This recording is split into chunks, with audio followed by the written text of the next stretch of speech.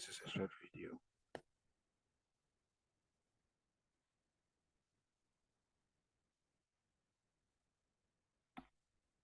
that combines the usage of a table, number formatting,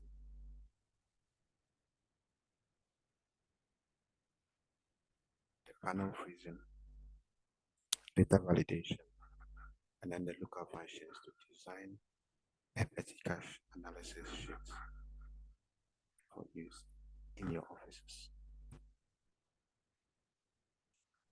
Now,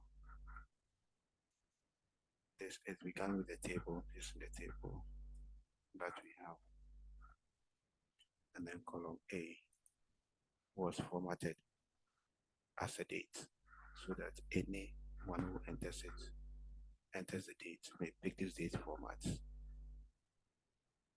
the day, the month in abbreviated form, and then the year in the last two digits. Column C was formatted as text to pick out the PV, the PettyCash PV numbers, and then your check numbers. Columns D and E were formatted to pick an accounting format.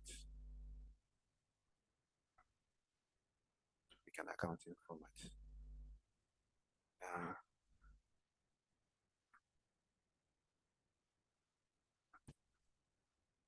the code column was done using data validation.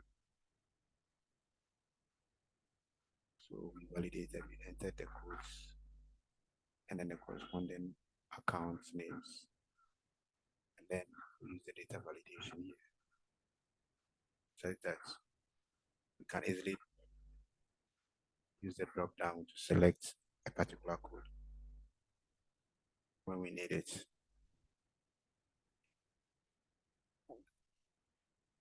Now we use the lookup functions that's been lookup to pick the account name when the code is selected. For instance, when I select this code,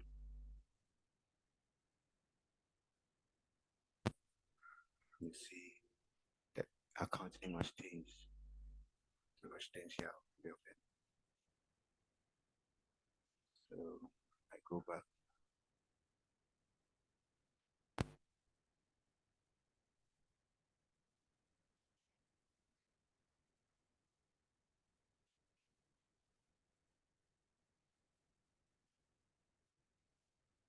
Okay, I select another code, and that's what happens. Because the code has no amount as the totals, it is here at 0. And we use the if NA to make sure we don't have any NA. When it is 0, it becomes an empty sheet.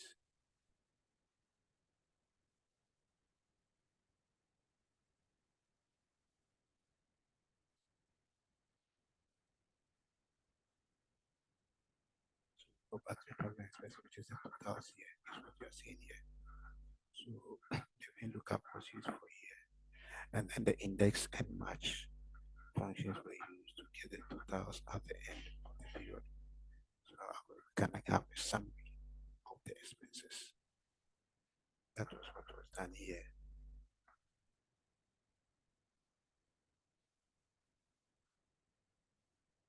So use the freezing on the view tab to make sure we freeze these ones. So we freeze the upper part and then the lower part so that when we drag, we can still maintain this column. These columns can still maintain as we make our entries. So we can drag back. And then when we drag down, when we come down, we still have our headings intact so that we can know where to enter a particular item. So this, we also used the name ranges to get these formulas and the results here. When I come here, you can see we have the expenses. These are the expenses named range. I have the payments, which is this one. I name this column payment, and then I name this column receipt. Receipts. So we get our balance at any point in time as we receive or make a payment. This is our balance, and then the amount is supposed to disperse when we have to reimburse to get back to the 1,000 is also shown here. So it's shown here. That's it.